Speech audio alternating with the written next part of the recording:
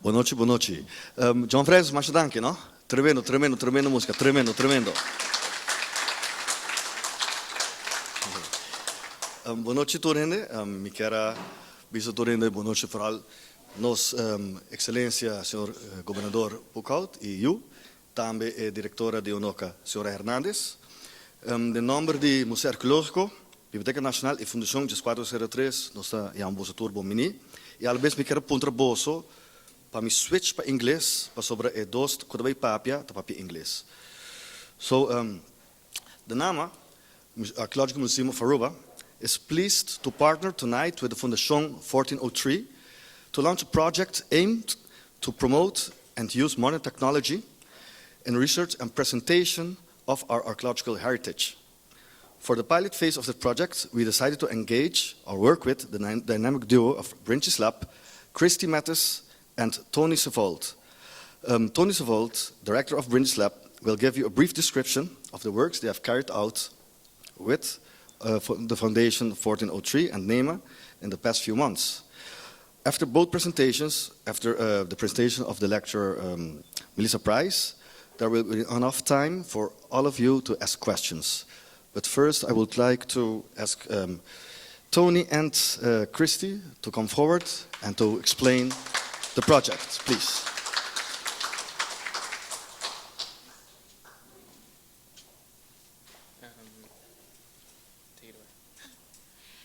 Hi, so we're Christy and Tony from Brintjeslap. Brintjeslap is a public makerspace. We're located at the Academy of Fine Arts and Design. So we do a lot of 3D printing, we do some like electronics programming, CNC cutting, a lot of stuff with design and electronics really. So last year we were very excited when the museum talked to us about helping scan and really like include some more technology in the way that things are presented and have like a modern spin to it. So we made some VR videos in the field when they were doing some archaeological excavations in Santa Cruz. So right now we put those in VR and we tried to live stream. It didn't really work because the internet was really slow to live stream in 360.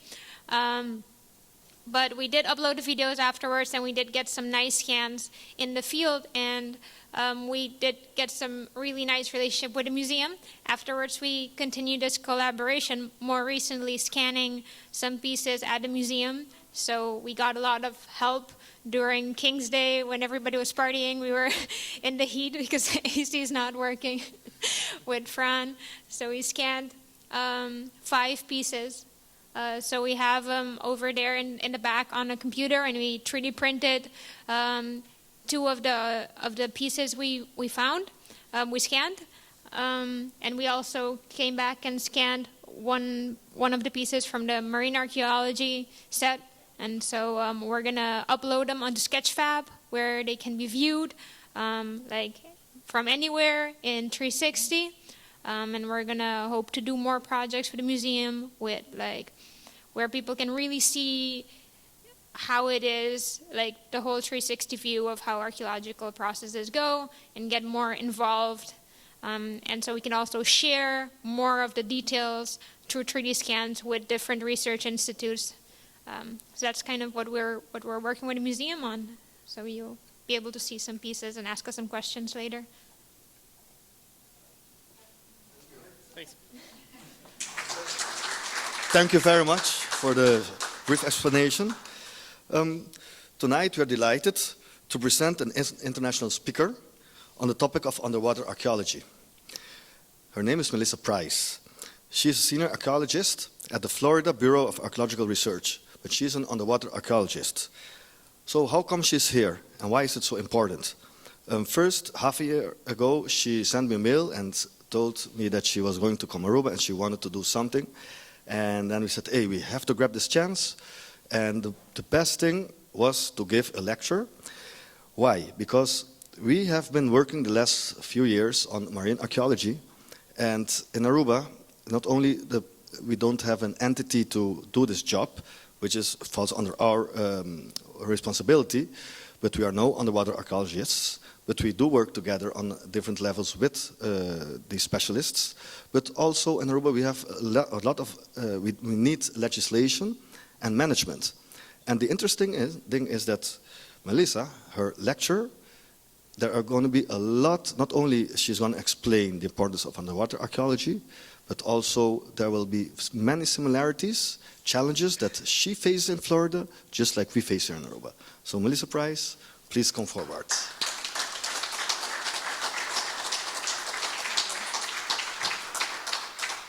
So I studied underwater archaeology at East Carolina University in North Carolina. I finished up my master's in 2015 and did some contract work before I joined Florida, the State Department of Florida, in September of 2016. And so since then we've been surveying Florida's waters for archaeological sites, as well as recording those archaeological sites and then doing public outreach events just like today. Here we go. All right, so let me give you guys a quick outline of what I'm really going to talk about here. So during this presentation, I'm just going to talk about what underwater archaeology is in the first place, and then I'll discuss some of the types of sites that we come across, especially in Florida. I'll also talk about the importance of underwater archaeology. Why does it matter in the first place? I'm going to go over some of the common misconceptions concerning my field of study.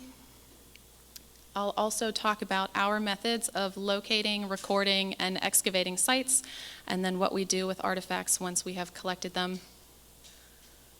I'll go over some laws that protect underwater sites, especially in the United States. Some of them are international as well. And then I'll talk about the ethics that me, as a professional underwater archaeologist, that I'm supposed to follow.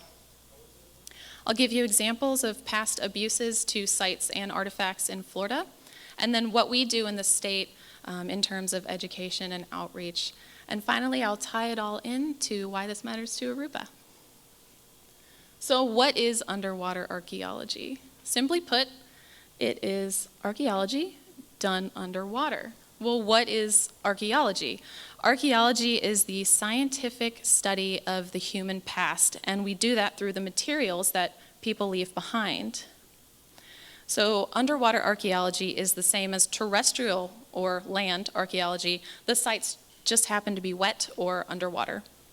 It's also known as submerged, nautical, marine, or maritime archaeology. So types of sites. The number one site that most people think we work with are shipwrecks, but we have all manner of sites that we excavate and map in Florida. So that includes abandoned watercraft, boats that weren't just wrecked. We also have flooded prehistoric and historic sites. Prehistoric meaning before the written word, before civilization. We also study refuse stumps and shell middens. That's just a glamorous word for trash heaps, really. We're looking at people's trash, what they're leaving behind. We also look at debris fields. So as a ship wrecks, it's a catastrophic event. They're going to leave things in a linear pattern, and we can study those patterns. We also study structures that were built in or on the water, so lighthouses, docks, and piers, historic harbors, ports. All of these are part of underwater archaeology. We do study eroded sites, so sites that were once on land and are now falling into the ocean. And we can also study sunken cities like Port Royal in Jamaica, which slipped into the water after an earthquake and is now entirely underwater. So why is it important? Who cares? Who cares about underwater archaeology? So history doesn't stop at the water's edge. It keeps going, especially for coastal communities and islands like Aruba. So if you only study what's on land, you're only getting half the picture. Before we had cars, trains, and planes, people relied on watercraft to get around, to conduct warfare, to trade goods. And all of those sites, many of those sites are now underwater. And if we refuse to study them, then we're missing out on a piece of our important history. Similarly, As an archaeologist, it's my duty to collect as much data as possible about these sites before they're lost. They will degrade over time. Looters will remove things from these sites over time. And so it's important to study these while we can before they disappear forever.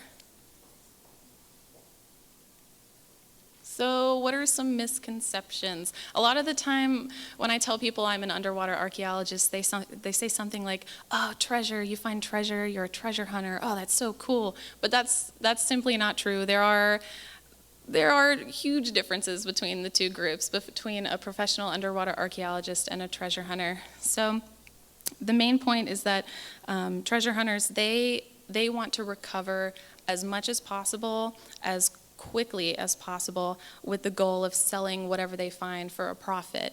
So it's a business-based model, really, with oftentimes total destruction of a site as the person searches for artifacts that could potentially be sold or turn a profit, really.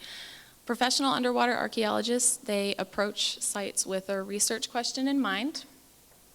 So they're research-based, and we meticulously and methodically, and it takes forever, to record a site in detail.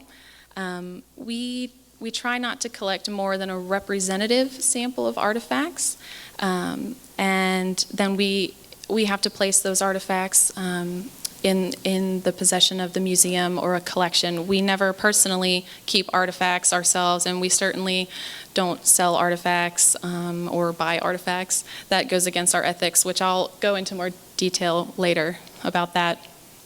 So for an underwater archaeologist, the most important thing for me is what information can I learn from a site. It's not about like how much I can get for that cannon. What can I learn about that cannon? Where did it come from? What's the date range? What can it tell me about this shipwreck so I can identify this?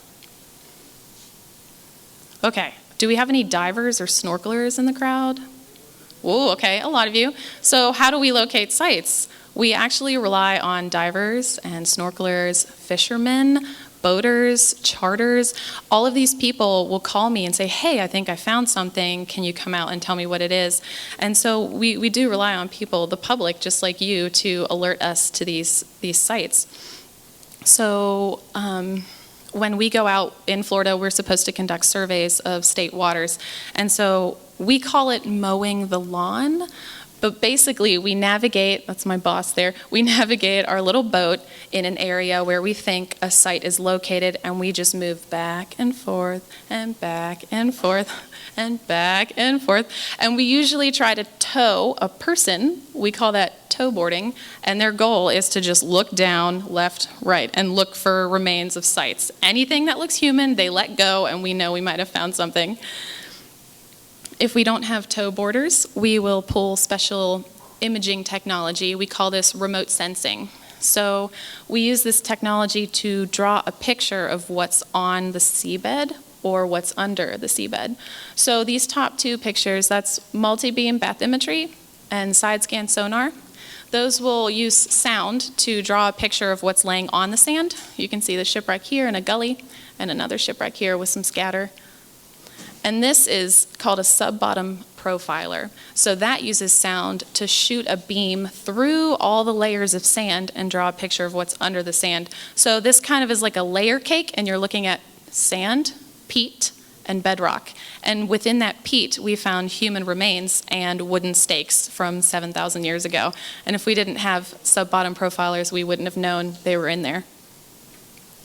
We can also use something called a magnetometer, and that will alert us to the location of ferrous materials, that means iron. So cannon, an anchor, and iron-hulled vessels. We can locate those with a magnetometer, whether they're buried or just exposed on the seafloor.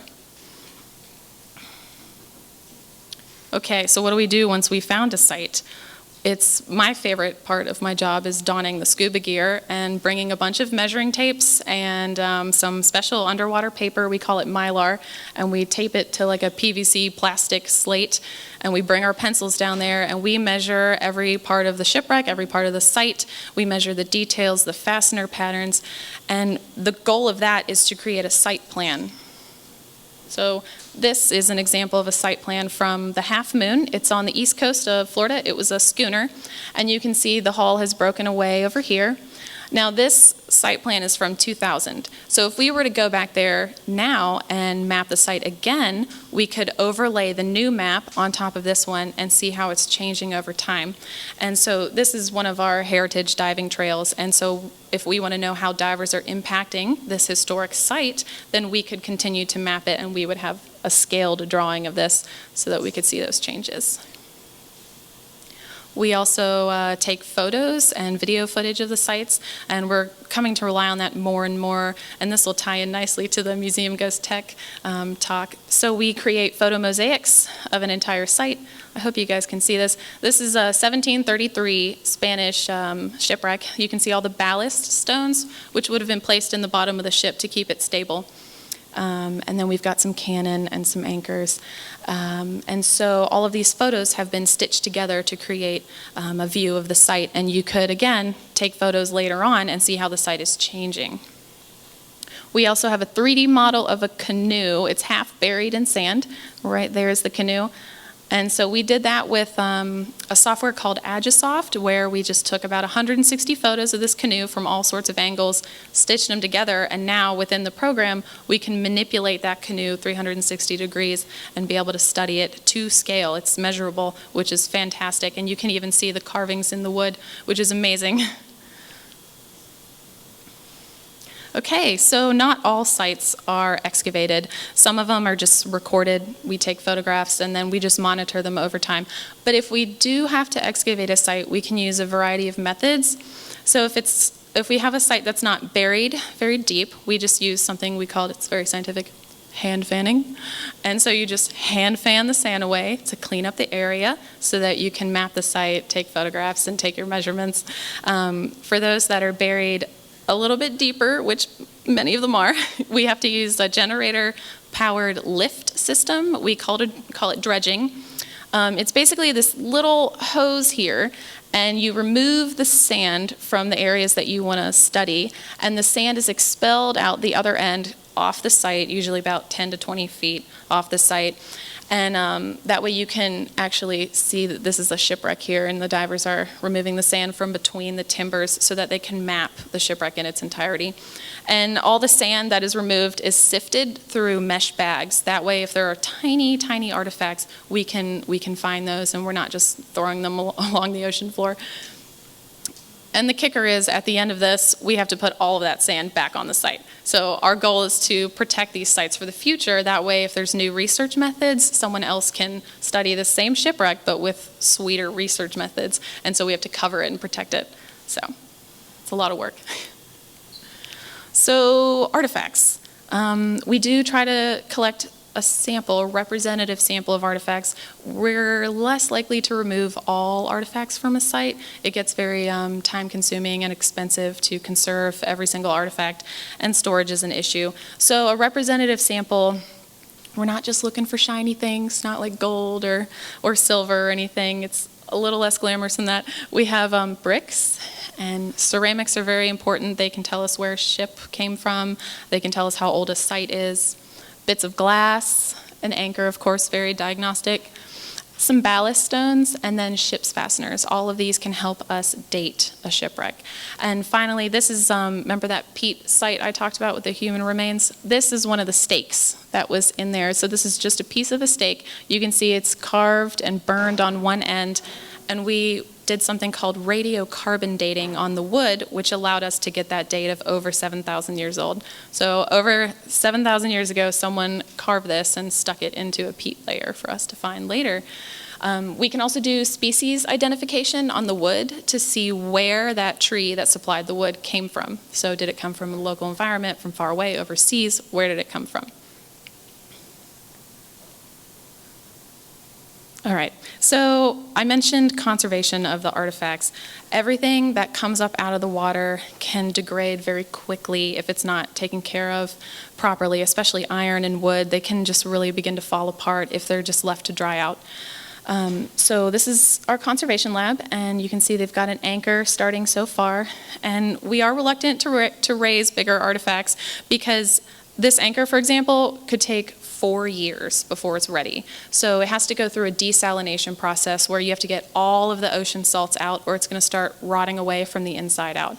And so basically it sits in a tank of fresh water, and sometimes they'll put some electrodes in there to remove all of the salts in the iron for 4 years. And then it has to be dried out and sealed, and then it's museum ready. So we're very reluctant to remove many artifacts because that's man hours, that's storage space, that's all of that goes into it. It can be quite expensive. Okay, so laws. Terrestrial sites, the land sites in the U.S., have been protected much longer than underwater sites have in the U.S. And to me, it makes sense if you protect sites on land, you should also protect those underwater. But our legislation took some time to catch up. And really, it started in the 1950s because scuba diving became more popular and more available to the general public. And so people started finding these shipwrecks, and they just started salvaging them, just like bringing things up. So historians and archaeologists like myself and others, they realized that these sites needed to be protected for the future, that we could learn about our shared history by studying these sites. And so this started with the National Historic Preservation Act in 1966. And then we had the Archaeological Resources Protection Act in 1979. All of these protect archaeological sites, even on land. And then finally, we had the Abandoned Shipwreck Act in 1987, and that really helped all shipwrecks in U.S. waters to be protected. And then finally, more recently, we have the Sunken Military Craft Act in 2004. And so together, these laws seek to protect submerged sites within U.S. waters, and they make it illegal to damage or destroy sites.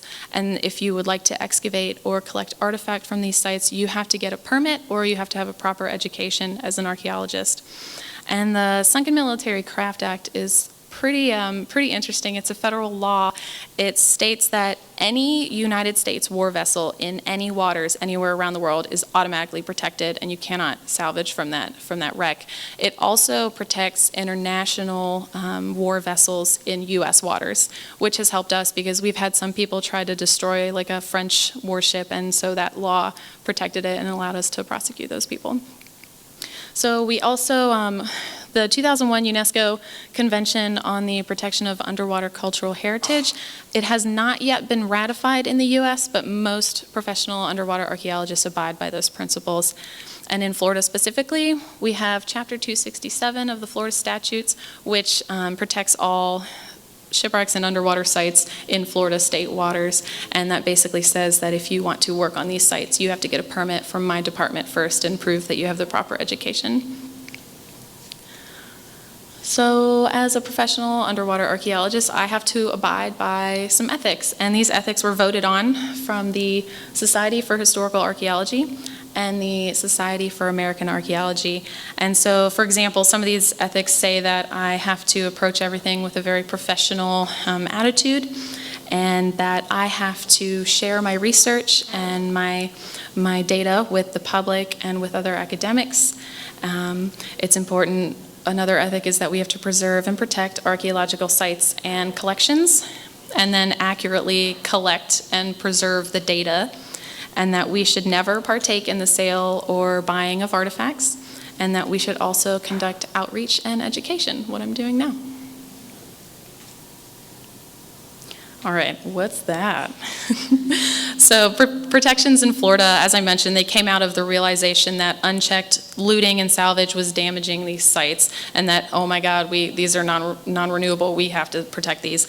And so people have basically been salvaging and looting sites since the 1950s, and while that's no longer allowed and there are laws in place, it still does happen, unfortunately. So recently in November, I got a call, someone found one of our historic barges was on fire, unfortunately, in a lake. And you can see the charring here, and it's out of the photo, but much of this side has already been burned. And they were doing this because they wanted to free the iron from the wood and attempt to sell the iron. But this is a historic shipwreck. It's in Florida waters. It's protected. So what we did in this case, we posted flyers just saying this is a historical site. This is part of our heritage. You're not allowed to destroy this or excavate. And we have local law enforcement every once in a while patrol the area. But we also, and I think this is the most important part, we talk to the locals, the people who live on the lake, the people who kayak the lake, and we told them, hey, this is happening in your backyard. Someone's setting your history on fire. And so now there are extra eyes, and they can educate others about why this is not so cool. We also did that peat site that I mentioned. We were alerted that a group of divers were removing some of the human remains. So the site was on dry land, and then with ocean levels rising, it inundated the site. So now it's eroding out of the seabed, and there's just human remains and these wooden stakes. And fossil hunters frequent the area, and they were collecting some of the human remains. And so in that case, we did it again. We went with the public outreach. We went door to door of the people who lived on the beach and let them know what was in their backyard and why they should protect it. So now we have some extra eyes helping us out. So I mentioned before about treasure hunters and those misconceptions. Treasure hunting was really big in Florida in the 50s, 60s, and 70s. And many people thought they would find a shipwreck and strike it rich, thinking all shipwrecks had gold, but that's not so, and that's a rare happenstance. So unfortunately, the historic sites were blown apart with little regard for their integrity or preserving their context or just recording any data, really. They were just digging as much as they could to find shiny things. And we learned the hard way, but laws came out of this, so a good thing ended up coming out of this, definitely. So professional underwater archaeology, on the other hand, like I told you, it's very time intensive, very meticulous, and also expensive.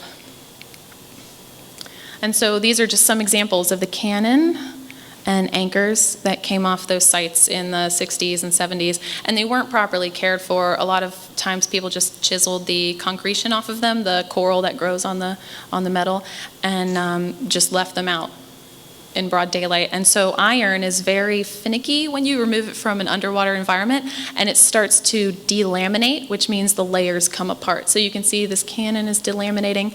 This is a layer of iron that's just coming off. And so you can see all that dust there.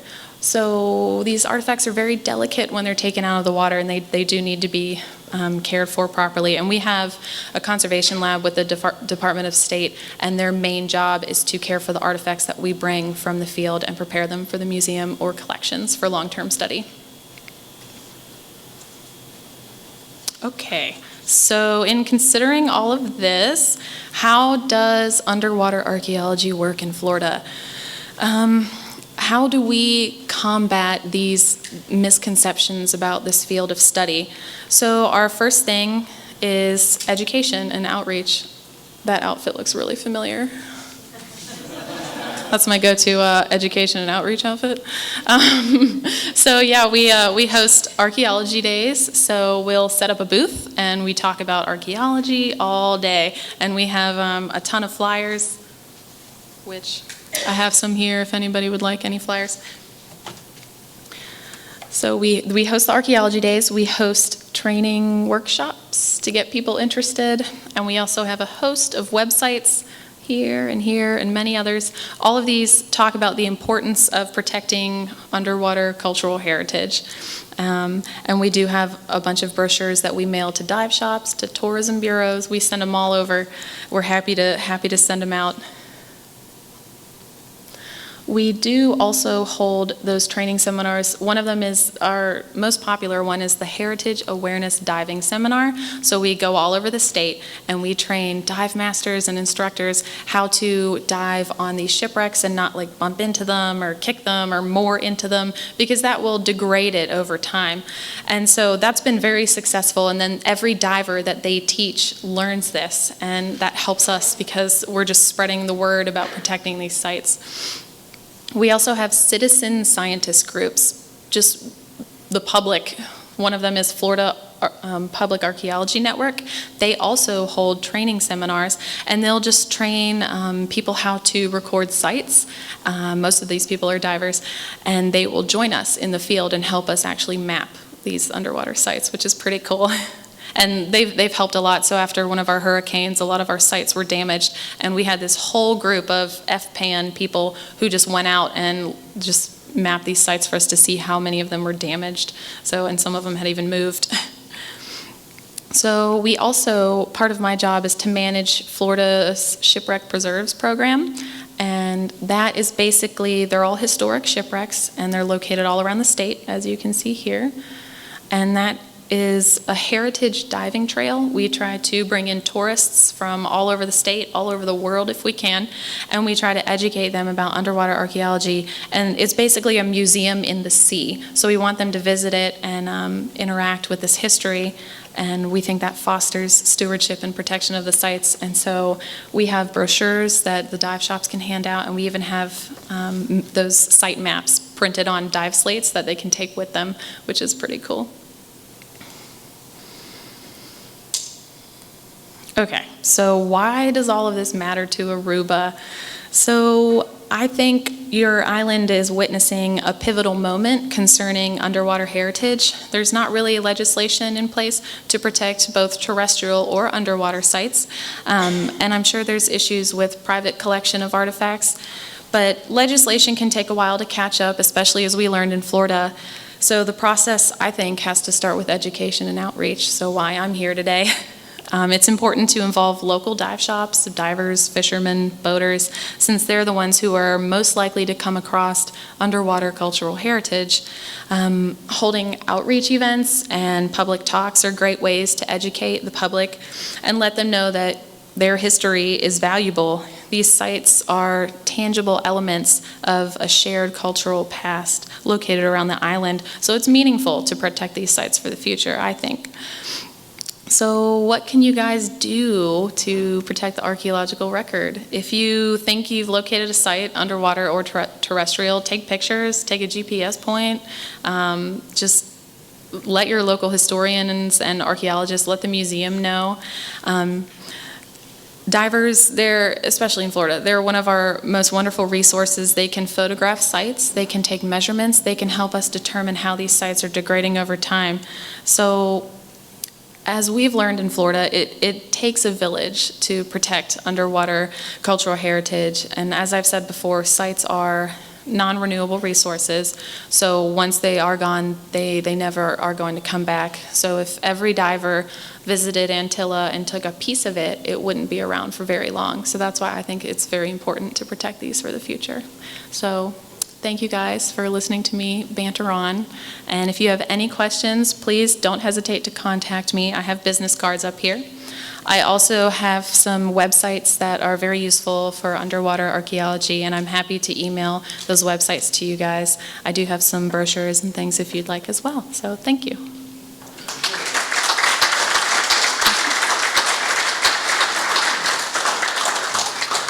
Thank you very much, Melissa, for your very interesting lecture. If you have questions, you may ask them now. Go ahead. So there's two U.S. ships in our waters, Unalis and Arkansas. Are they also protected?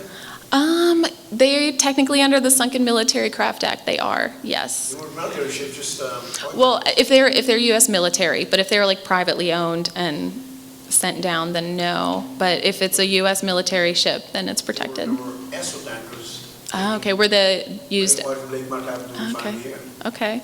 Well.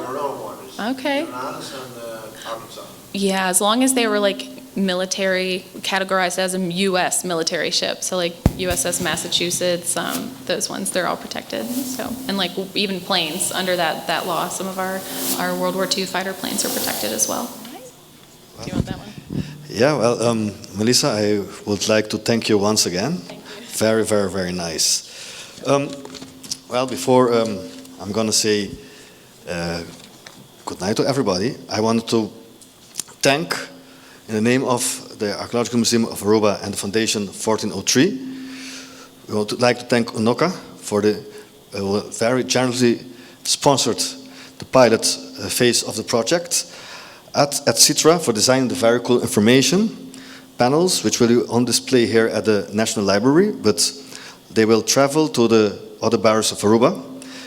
And I would like now to invite the public to look at the information on the panels, enjoy it. There are snacks there. You can ask information to the people of the Bringes Lab, to Melissa if you still want to ask anyone anything. And we would like to thank the National Library for their hospitality. Thank you very much.